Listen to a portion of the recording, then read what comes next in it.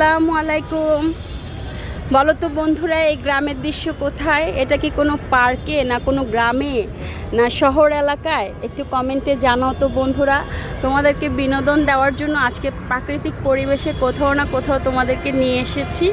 তো আমার ব্লগের চ্যানেলের জন্য এই পেজটা, এই ভিডিওটা কাজে আসবে। আর তোমাদের সাথে এই প্রকৃতির বিকেলবেলা 4:30টার দিকের ভিডিও কত সুন্দর লাগছে দেখো। তো তোমাদেরকে কিছু ভালো মন্দ বিনোদন দেওয়ার জন্য কিছু কবিতা লিখি, কিছু গল্প, কিছু স্টোরি, কিছু রান্নাবান্না, অনেক কিছু তোমাদেরকে দেখাই।